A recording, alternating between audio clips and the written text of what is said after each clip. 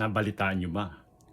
Itong binanggit ni Congressman Sandro Marcos na ito palang Duterte at yung kanyang kampo ay nagpataw pala ito ng mga kondisyon bago sila susuporta o bago nila i-endorse itong si Bongbong Marcos sa pagkapangulo noong 2022 national elections.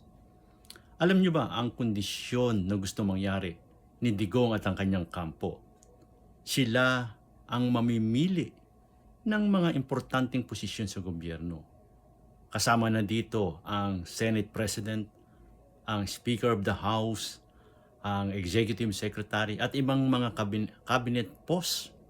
Imagine, nagpataw ng ganong kabigat na kondisyon itong si dating Pangulong Duterte para suportahan si Marcos lamang. Kung mananalo si Marcos, ang ibig sabihin, si Duterte magpapatakbo ng gobyerno sapagkat siya ang may political power na maglagay ng mga key position sa gobyerno.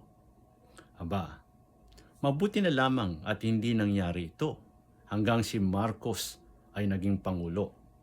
Kaya pala itong si Digong ay galit na galit kay Bongbong Marcos sapagkat hindi niya nakuha yung gusto niyang mangyari. Kaya itong si Digong, nung wala na sa posisyon, inaakala niyang madaling mapatalsik si Marcos, nag-attempt na sirain si Marcos, pabagsakin ang gobyerno niya.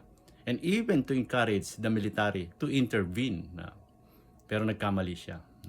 Akala niya kasi, he can manipulate Marcos. Akala niya kasi, itong si Marcos ay mahinang leader. Hindi niya alam. It turned out to be na mas wise pa sa kanya ito. Tahimik lang ito pero malalim ang kaalaman ni Marcos. Hindi pa niya naisip na itong si Bongbong Marcos matagal na ito sa politika. Aral ito sa politika. Naging governor ito. Naging congressman ito. Naging senador ito. At higit sa lahat, anak ito ng dating Pangulong na mahala ng mahabang panahon. Kaya si Bongbong Marcos, alam niya ang laro sa politika.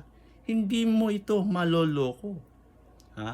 Yan ang malaking pagkakamali ni dating Pangulong Digong. He underestimated the ability of Marcos to defend his interest. Akala niya kaya niya i-manipulate. Ngayon, ano ang lumalabas? Nasaan ka ngayon? Nakakulong. Nasaan ngayon itong Sinday? Aba, humaharap sa impeachment. So, ang ibig sabihin, mali ang inyong akala na itong si Bongbong Marcos ay mahinang leader na kaya niyong paglaruan. Ang lakas ng loob. Papasok po, gustong magpataw ng ganong klaseng arrangement. Anyway, kaya naniniwala ako, hindi papayagan ni Marcos itong mga Duterte na makabalik sa kapangyarihan. Salamat.